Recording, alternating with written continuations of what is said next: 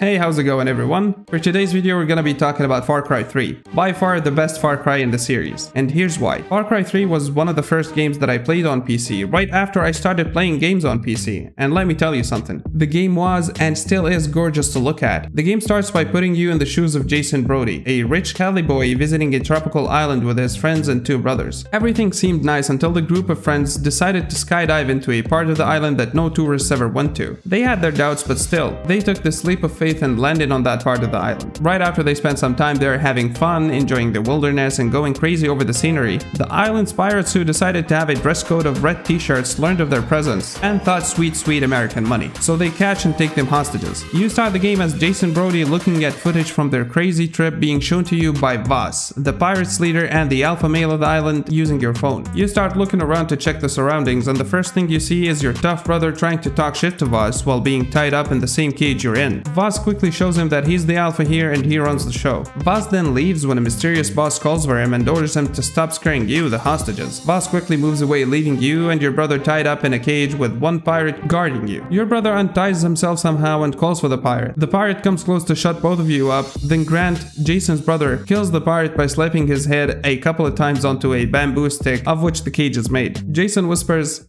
"Shit. Holy fuck, he's dead."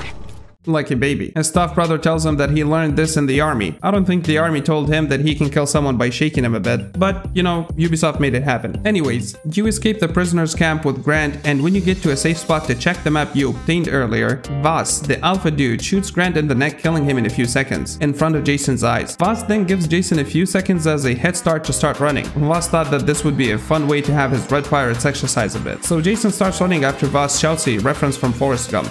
Run, Forrest! And you start running and you eventually fall off a bridge that they cut off while you're trying to escape, dropping you into a river. One of the island's locals, who happens to be not a pirate, saves you and pulls you out of the water. Then the game starts, showing you a few lines of the famous tale, Alice's Adventures in Wonderland. And they keep showing quotes from the tale every time you complete a chapter of the game. Now here's where the fun begins. Just an hour into the gameplay, Jason, who could barely kill a fly, starts a red t-shirt pirate massacre to save the rest of his friends, his girlfriend, and his last living brother. That's how Far Cry 3 starts, but not how it ends. There are a lot of plot twists in the game and you can expect a lot of times where you feel like a badass in it. I honestly cannot deny the fact that this game was visually stunning as well, and still is till this day. The game introduced a new graphics engine, new gameplay mechanics about which a lot of players would say that it's just a stripped down version of Far Cry 2. But hey, Far Cry 3 was easier to play but harder to master. Now of course, it's not always a great game in every aspect. Since it's a Ubisoft game, you will have to activate radio towers to unlock sections of the map, and unlocking towers opens new side missions for you as well as new weapons that can now be obtained for free instead of buying them. Crafting is also a very emphasized on aspect of the game. You'll have to hunt animals for their skin so that you can craft ammo pouches, bigger weapon holsters so that you can hold up to 4 main weapons, and a lot more. The game had a very impressive skill tree where you can learn various stealth kill moves and where you can unlock a ton of other stuff for Jason, like reloading while sprinting, holding your breath for longer underwater, and more. And every time you'd unlock a new skill, the tattoo on his left arm would grow a bit until you have a full sleeve of badassery by the time you fully unlock all of his skills. But what I liked about the game the most was the setting. Believe me when I say, Far Cry 3's story couldn't have been so great without the setting. The tropical vibes on the island made the game so vibrant that you can just wander around in it without doing anything in particular. Now for Voss, by far the best villain in any Far Cry game. Until the first few hours of the game you don't really interact with him. Until you get past the 2-hour mark, you meet him once more. And let me tell you, the guy who did the voice acting is a gem. He should be doing more roles in video game. Voss Montenegro was a native of the island and was to be part of the Jungle Warriors, a group of elite natives who call themselves the true warriors and protectors of the island. You later learn that Voss is the brother of the head of the Jungle Warriors, Citra. Citra claims that he was corrupted by the mafia running the show there and joined them looking for fame and success. I cannot stress how well acted Voss is. I mean, every time he showed up in the game, I'd be rooting for him, wishing that he'd win against me and just end the game like that. It would be so great if Ubisoft makes a game where you play as Voss and see the world from his perspective. Voss was very corrupted and, as the game portrayed him, insane.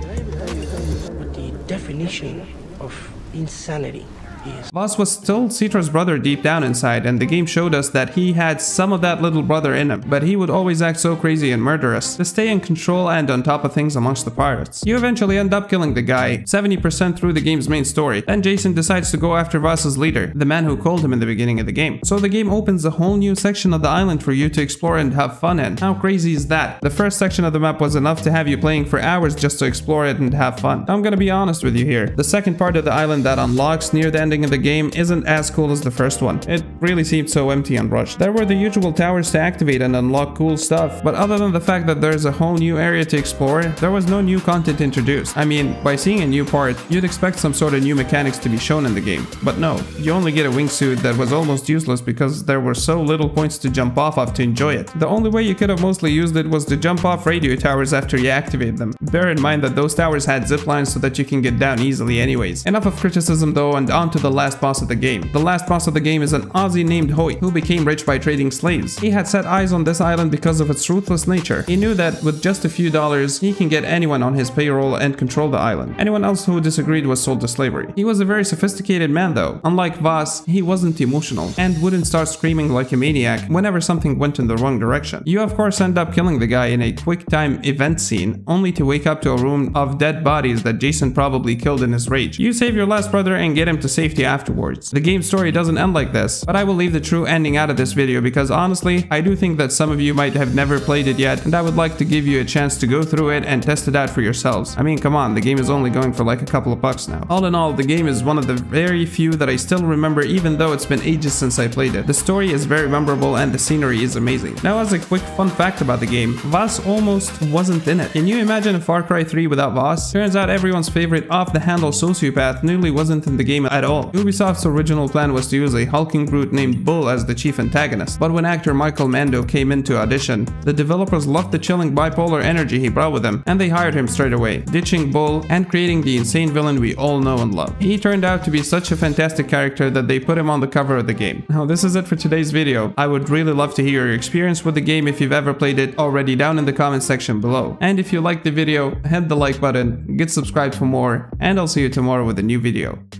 Enjoy.